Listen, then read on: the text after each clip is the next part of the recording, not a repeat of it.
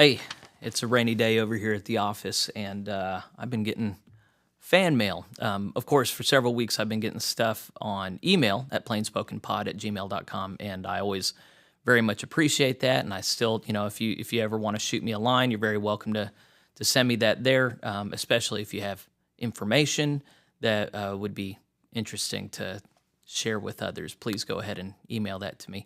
But several people at this point have been touched by what I'm doing and have reached out and sent me letters. I got letters here, and I'm going to try and get permission to discuss more of these. I'm going to discuss this first one and just not give any details about who they are.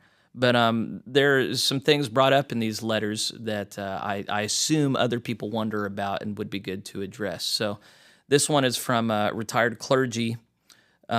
He says, "Howdy, Jeff. I'm a retired UMC pastor living in another conference, and I'm getting more and more curious. I discovered your program/podcast a week ago, and I've been watching it every night. Good work, very interesting." I promise I did not write this myself. I really did get this. As a retired pastor, I'm fascinated by what you're able to do there in Nowata, and I'm wondering how you're getting away with it under the nose of your DS and the bishop. Are they okay with it? You're exposing lots of good stuff and boldly. Are you able to do this stuff right there in your church office? Can you still get your pastoring done? If you're getting all this done, I'm so proud of you. Keep up the good work. And then he signs it.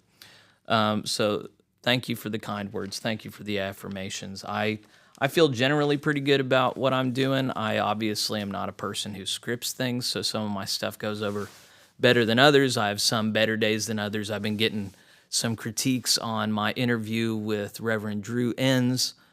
It went long, and I talked a lot. And not every interview is like that. I do have another interview coming up where I talk a lot. The interview this Saturday with Jason Sutphin, you'll see I'm completely different, and I don't talk nearly as much. So that just, it is what it is. But I feel good about the project that we've been doing. I feel good about the level of response and engagement we've gotten. And of course, not everything has been positive, but I mean, that's to be anticipated. And I mean, when you're a pastor, not everything you do with good intentions in the local church is received positively. So I've been prepared well for this. But he asked a couple questions in that I think if I were someone else, I would wonder about. And so the first question was, how am I getting away with it? What do my bishop and DS have to say about it? Now, I should acknowledge that this coming Saturday, I will not be under the authority of a bishop or superintendent anymore. The 6th is the finalized date for disaffiliations in the Oklahoma Annual Conference, which were ratified a couple Saturdays ago. We've completed all of our paperwork, paid all the funds, so I'm not under their authority anymore. But up until now, I have been. And how have I gotten away with it? Well, the short answer is I haven't. I was summoned to the bishop's office once. He told me to bring my credentials, and I was in trouble for a segment I filmed with another clergy on our conference finances, where I argued that if they don't report them transparently, then that engenders suspicion. And so that was interpreted as a personal attack on conference staff, and I had to go through a process where I tried to make amends. But I was able to keep my credentials and my appointment here, and after that, I kept doing what I was doing, and I got zero pushback from the conference. And I cannot speak with clarity as to why that is. I've thought of like good 20 theories, maybe. My parents are retired clergy in this conference, and maybe it'd put a bad taste in somebody's mouth if I was gone. I kind of don't think that's it.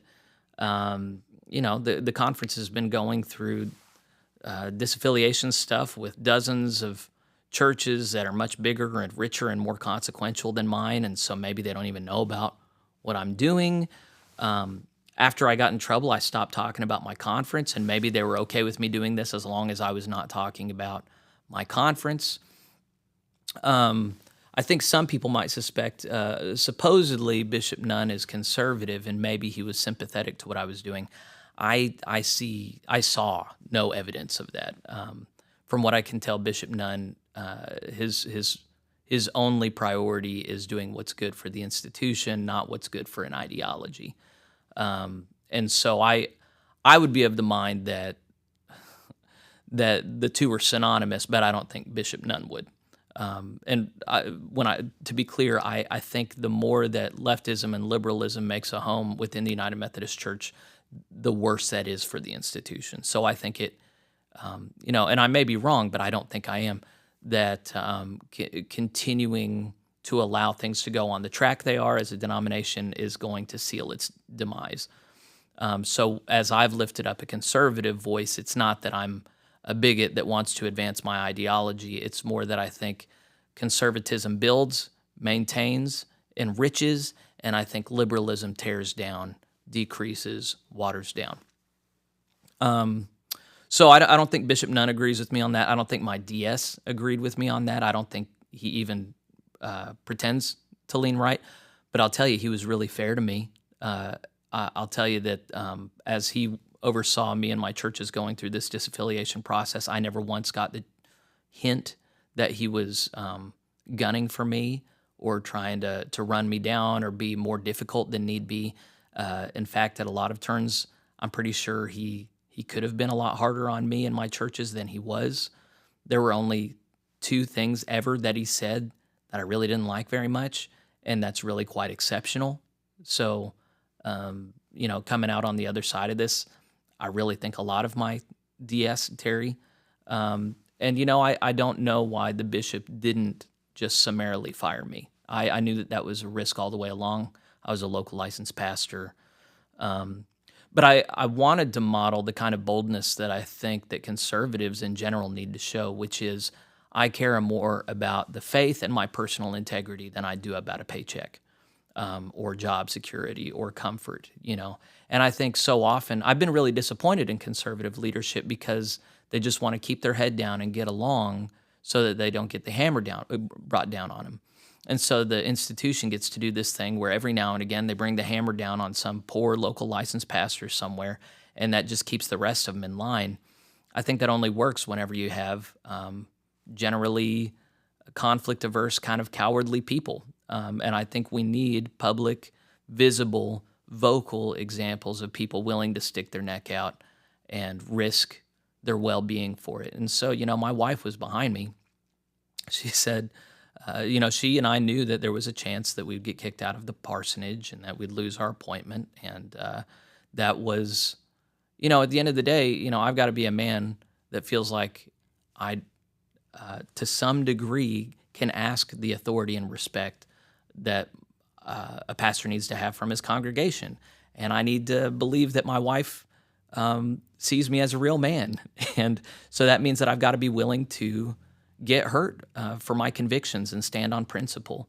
And, there are a lot of clergy that I look at, and I wonder how it is that they do justify not being bolder, not speaking out more clearly. If we didn't have this Bible thing, I guess I could understand it. But so many examples in the New Testament in particular are people not just willing to forego a paycheck, but to be poor, to be hated, to be killed for the faith.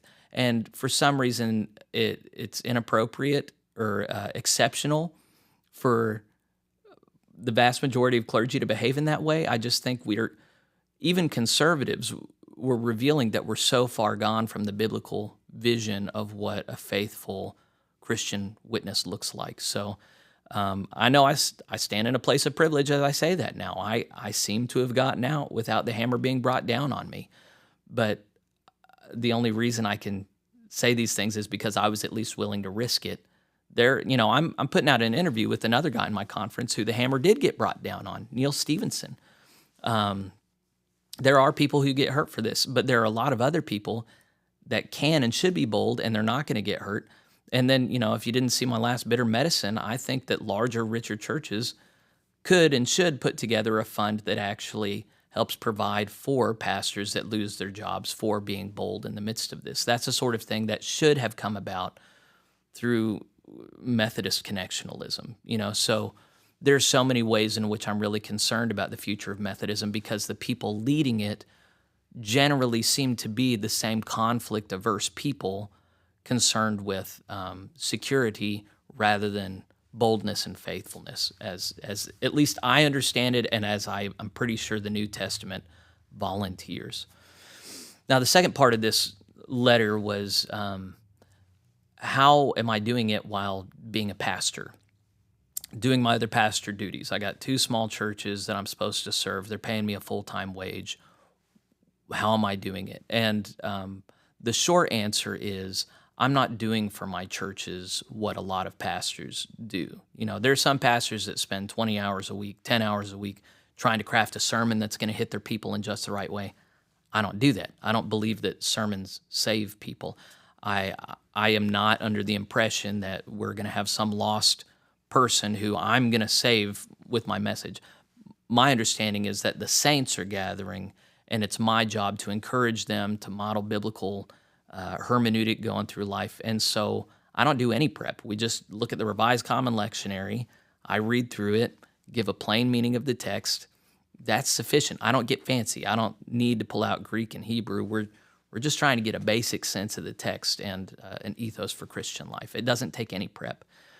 There are a lot of pastors who fill their churches with what I would consider to be tertiary programs, things that don't directly have much to do with Jesus, things that don't bear much fruit. I don't participate in a theology of sowing seeds. This is a theology that you find in a huge number of churches that aren't bearing fruit. They're just doing lots of work, and then they're going, well, we're sowing seeds. We'll see the fruit of this somewhere down the line. And I don't really believe in that. I believe that it's the Holy Spirit that causes people and programs to bear fruit. And if they're not readily transforming lives, churches really shouldn't be doing them.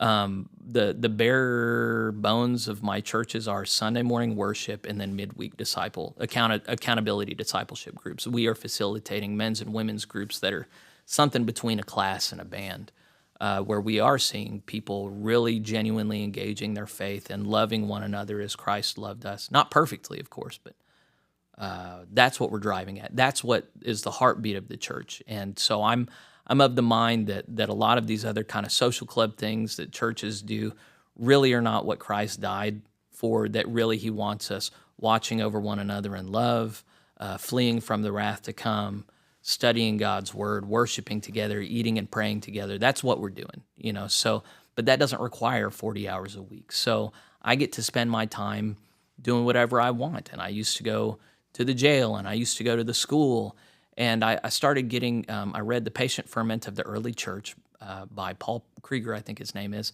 and I've just gotten increasingly clear that our framework for understanding evangelism within the United Methodist Church is just wrong, that our posture towards the world outside is not effective, that as we're saying mission, evangelism, that people are falling away from us, and I think that's because we're trying to major in the minors. We're not seeking first the kingdom of God and his righteousness.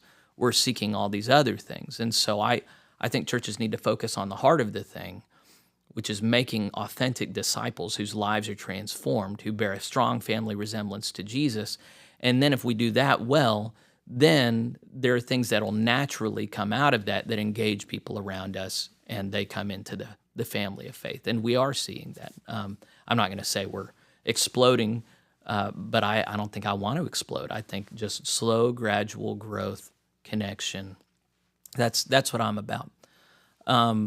Something else I would say is, as much time as I'm putting into this PlainSpoken, and it has been a lot of time and energy, the number one thing that I'm called to be, beyond just a child of God and a good adopted child of my Father, is a good husband and father. If you've read the scriptures, you know that an elder, a pastor, gains his authority by how he runs his own household. And so I have to minister to my wife and my kids daily, and I'm with them frequently. So that's the first priority. And then insofar as my wife is fulfilled, insofar as my children are doing well, that's what gives me legitimacy to have authority in the household of God, and then to govern my own conduct as I see fit. And then my church boards have been happy for me to focus on the larger picture through PlainSpoken, out of hopes that I could navigate them effectively out of the denomination, which has happened now. But also, I think to some degree, share in my vision for a future Methodism that is robust and strong and that needs healthy commentary and critique in the meantime. I think, surely there are some people in my churches that are not very impressed with what I'm doing, but they're just not complaining. They're not complainers. We don't have complaining people. They don't have anything else that they're wanting to ask me to do. We are continuing to advance things on the ground here. I won't bore you with minutia, but the only other thing I would say is I think it's wrong for pastors to spend, well, I would say it's wrong for Christians to spend a lot of time with entertainments and diversions and wasting time. John Wesley was known for finding Methodists playing cards and then cutting up their cards. When you serve the Lord of hosts, the Lord of heaven and earth, life is misspent by just sitting around and having fun. We have a transformed life to live. And so I just don't waste a lot. I'm not going to say I don't waste any of my time, but I am going to say that having watched a lot of just normal people, it's very normal for people to just spend hours and hours on their phones or watching TV or going on trips. We don't do that. We spend our time reading the Bible, having holy conversations, singing and praising God. And it's great. I love my life. But I think a lot of people would look at my productivity and go, how does he do it? Well, I just don't waste a lot of my time. I'm either being a good husband and father, I'm leading things in the church, or I'm doing stuff here, and it's a great way of life, and I love it. So anyway, I don't know how much that answers all the questions. A lot of me being able to do what I do is just luck. I have a very privileged, easy life compared to many pastors, but that's also because I haven't been as conflict averse as pastors. I'm not looking for conflict, but whenever it comes, I handle it so that I can live a life of peace, and I'm not just kicking things down the road and dealing with dysfunction that rears its head every now and again. A lot of the anxieties that other pastors deal with continually, I just nipped in the bud a couple years in, and then they didn't kick me out. And so now we have a peaceable church here, and I am most blessed. It's not just because of me. I believe God has directly chosen to bless me. I don't know why, but I'm very glad that out of my privilege, I can spend my time doing this. And I really hope it has been encouragement to a lot of people. I hope you don't feel alone as you're navigating these waters. I hope that this leads in some part to a reclaiming of Methodist identity and a knowledge of what that means and a pride of what it has to offer. I hope that as you listen to me, you're reclaiming Christian accountability. I hope you're helping your churches to focus on the main thing, and that you're just gaining confidence that you're not on the wrong side of history, that you're not some ignoramus, but that you're a part of something good and worth preserving. So anyway, let me know your thoughts on this segment if you think it's helpful. I think I would like to do some more fan mail things. And I didn't say it at the beginning, but you can send me stuff in print if that's how you like to communicate. These people just looked me up online and found the address of my church. It's 109 West Shawnee Avenue, Nowata, Oklahoma, 74048, I think. So you're welcome to send me stuff, but much more importantly, just pray for your church. Encourage your pastor to be bold. If you are a pastor, be bold. Watch the interview I'm releasing with Jason Sutphin this Saturday. That's a bold guy. Anyway, God bless you. Thanks for supporting PlainSpoken. I'll see you later.